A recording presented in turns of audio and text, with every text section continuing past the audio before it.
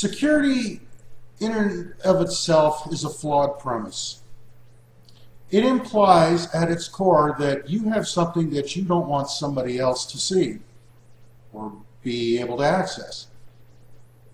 It flows from the premise that somehow you're doing something wrong and you're not allowed to do whatever that thing is. So you're going to be barred from access. Whether you've done anything wrong or not, the whole premise is that you will. So you already have set up an expectation of distrust. And people know that. Where does that come from? It comes from the fact that security is so bad it never works. Look, I don't care what it is.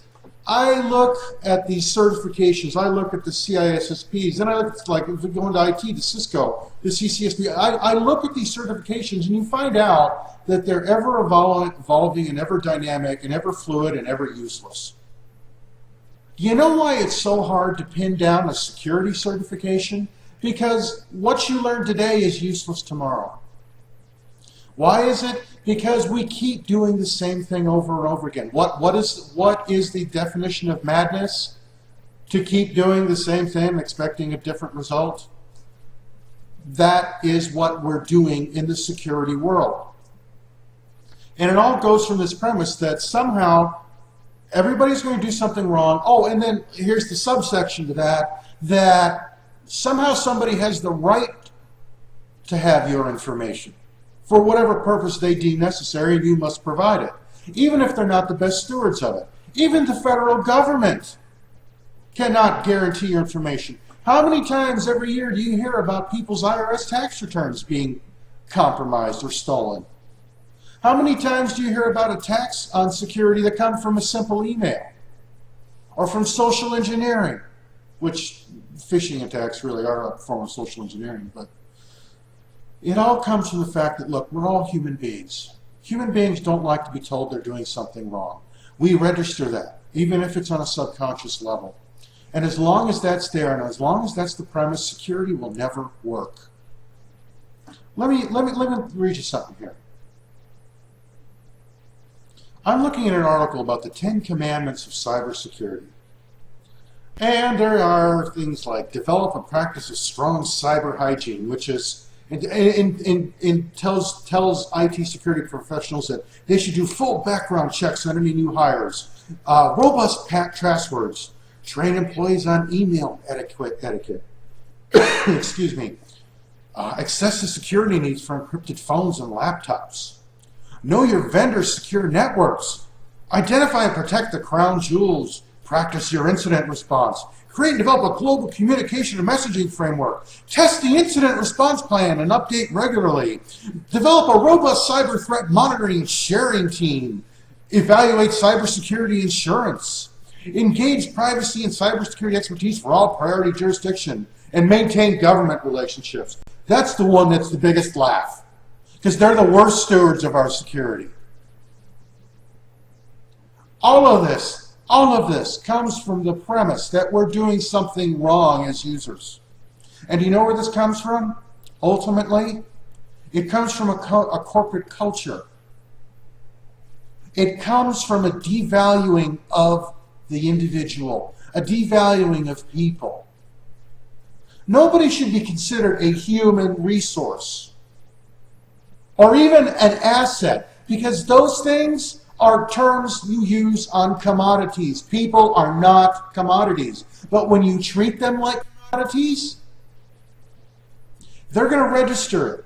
And in the back of their mind, you do them wrong, you do something that pisses them off, well, guess what? Breaches happen. They're not as vigilant about where that strange email came from. They sleep through, your security team, your cybersecurity response team is sleeping through the status meetings. Look, I'm not expecting the world to be a bunch of people of kumbaya. We're all very, at our core, I don't even care if you're the Dalai Lama.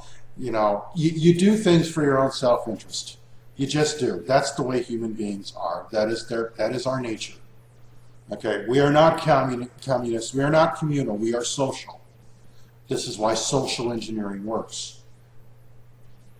The corporate culture is not social. The corporate culture does not value individualism.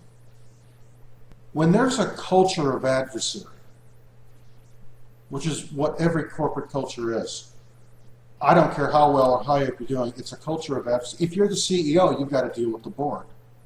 If you're the mailroom clerk, you've got to deal with everybody. It doesn't matter. It's an adversarial relationship. And that breeds a security issue. That just breeds it.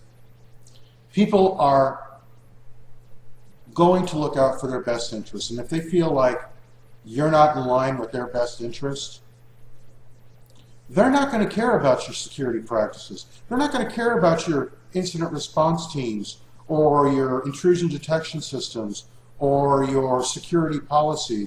We need to reevaluate how we look at security. We need to put the human factor back into it because we're not robots.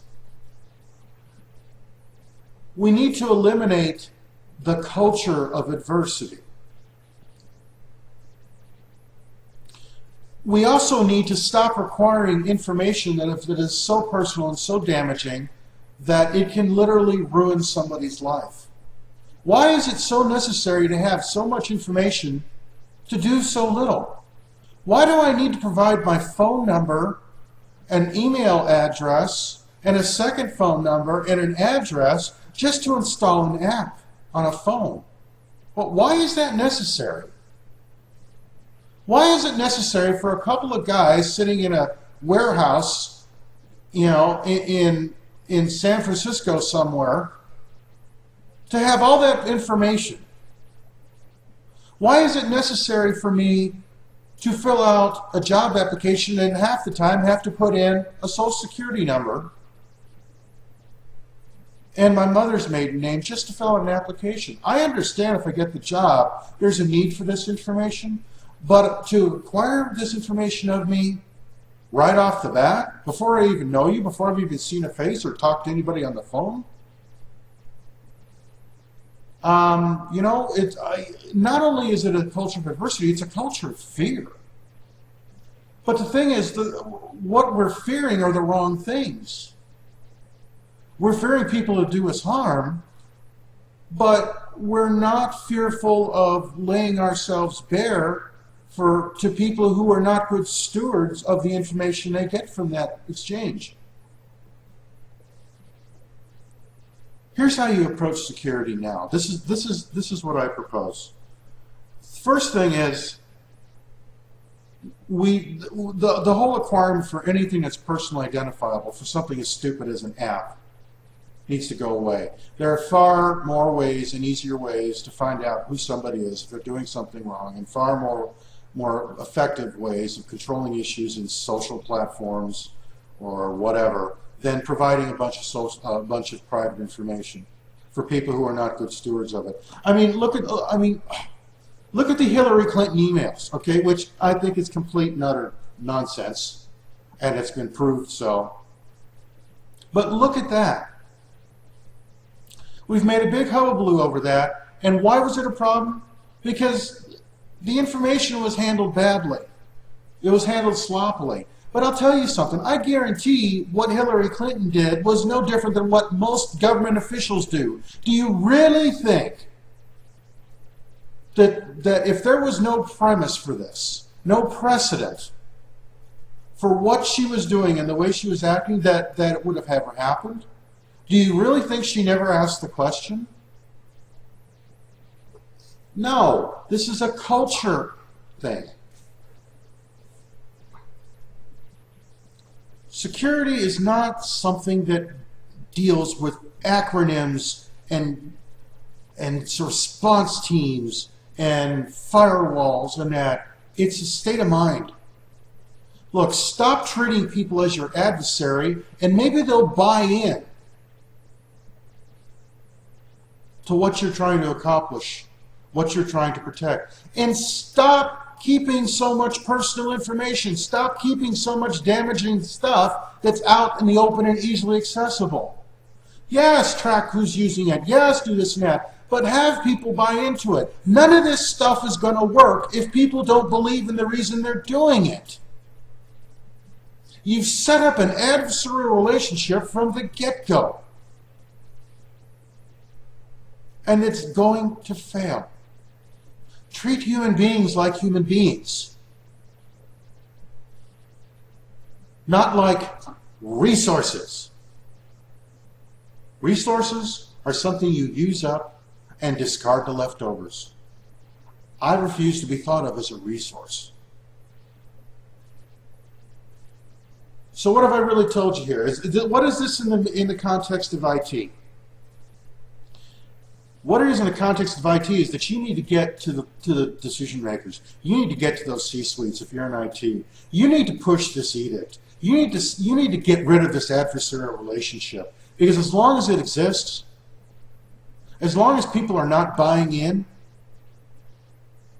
you're going to have security issues. And I don't care how many lockdowns and how many protections you put in place. Somebody will defeat them as long as somebody isn't buying into why you're doing this. They have to have a stake. Look at it this way. Most people would not allow their children to be put in harm's way. They would do anything possible to prevent that, protect them, even to the point of laying down their lives to protect their children. We spend more of our lives working than with our children. Doesn't it make sense that we should have at least some degree of buy-in to what we're doing? Some degree of that kind of dedication and commitment to something that occupies so much of the limited time we have on this planet? Can we stop punishing people before they do something wrong? Can we make them get on board? Can we make them feel welcome before we start handing down the edicts? And while we're at it, can we stop collecting useless personal information we don't need to have that only gets, eventually will get compromised and ruin people's lives? Can we do that too? No, the problem with security now is that security is being thought of in the wrong way. Security is being treated like a root canal. Nobody likes a root canal. They know that if you need it, you need it, but nobody wants it. People have to want it. And as long as you treat the user as the enemy, you're going to fail. It's that simple. Look, I've been doing this for almost 25 years, a quarter of a century. I've seen it. I've seen where it fails. I've seen where the security breaks down. And I'll tell you the first place it shows up in the corporate environment, when your users hate your IT department, when they don't believe in what they're doing, when it's an adversarial relationship. I've seen more positive results in my own work from people who are on board with what I'm trying to do, when they understand that what I'm trying to do is for their benefit, that I want to help them, that I don't want bad things to happen. What happens to me then is that phishing email doesn't get opened. That strange thing that's happening on their desktop I got told about and took care of. You have to build relationships. That's critical. Security does not work without a relationship. And security does not work when it's an adversarial relationship. That's what I've got to say about it. Comments below. You agree, you disagree, fine. But I'll say this. Thanks for coming by.